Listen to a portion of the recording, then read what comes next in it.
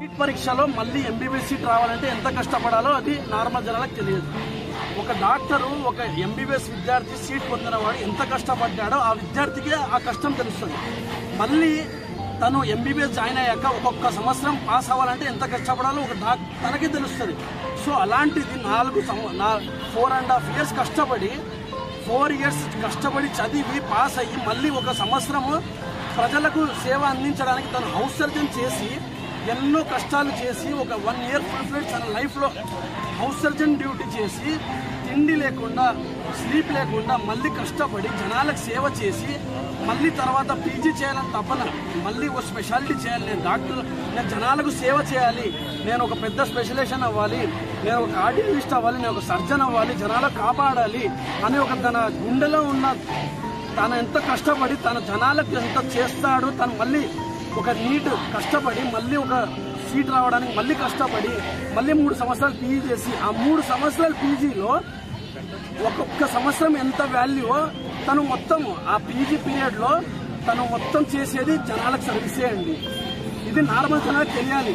ఊరికి డాక్టర్ అంటే ఓ సింపుల్ విషయం కాదు. తన లైఫ్లో ఎంత కష్టం చెమట పడ్డాడో, ఎంత తల్లిదండ్రులకు 6 years తర్వాత తనతో పాటు ఉన్న వాళ్ళు డబ్బులు సంపాదిస్తుంటే తను ఇంకా నేను జనాలకి సేవ అందించాలి, నేను జనాల కోసం ఎంతో చేయాలి, నేను నేర్చుకోవాలి, ఇంత తప్పని ఒక డాక్టర్లో ఉంటే ఒక పీజీ జాయిన్ అయ్యాక తను నిద్ర లేకుండా, నిజంగా చెప్పాలంటే ఒక హాస్పిటల్ ఒక PG first year PG, second year PG, third year PG ఏమైనా కూడా కంటిన్యూస్గా డ్యూటీ చేస్తూ 36 hours డ్యూటీ చేస్తూ నిద్ర ఉండదు, వాటర్ ఉండదు, తిండి ఉండదు, టైం ఏమవుతుందో తెలియదు, కంటిన్యూస్గా లోపల ఉండి జనాల కోసం సేవ చేస్తూ జనాల కోసమే నేను జనాలు సేవ చేయాలి ఎంతో పాజిటివిటీగా ఉంటే ఒక జనాలు డాక్టర్ని ఇలా ట్రీట్ చేస్తారండి. ఆ టైంలో మీకు ఫెసిలిటీస్ కూడా మాకు ఉండవు.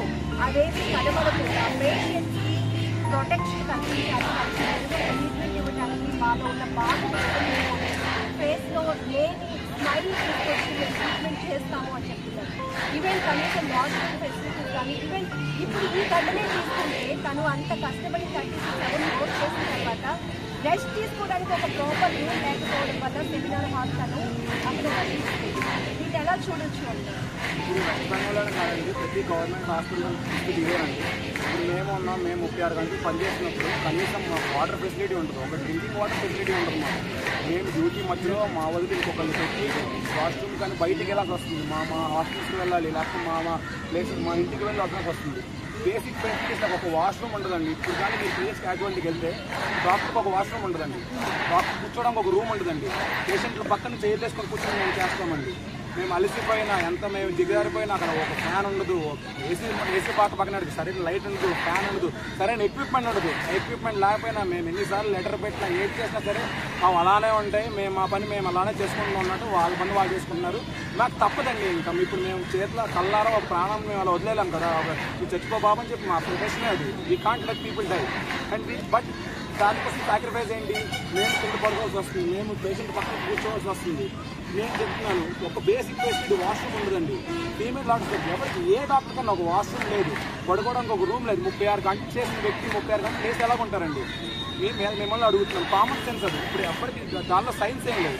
36 గంటలు డ్యూటీ చేసిన వ్యక్తి రెస్ట్ తీసుకోవడానికి అనుకోడా, ఒక 36 గంటలు డ్యూటీ చేసిన వ్యక్తి కనీసం అలా కూర్చోవాలని అనుకోడా?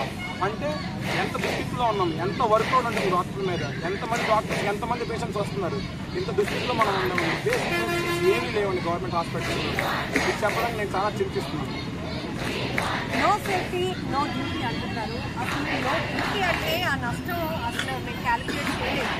ఎందుకంటే ఒక్కరోజు ఓపీ లాగితేనే జనాలు గబ్బోలు పెట్టేస్తున్నారు. అంటే మీరు ఎందుకు చేస్తున్నారో కూడా ఈరోజు తెలియలేని పరిస్థితి. ఒక డాక్టరు ఫుల్ ఫ్లెడ్జ్గా డాక్టర్ అవ్వాలంటే చిన్న విషయం కాదండి. తను 10th దాకా చదివి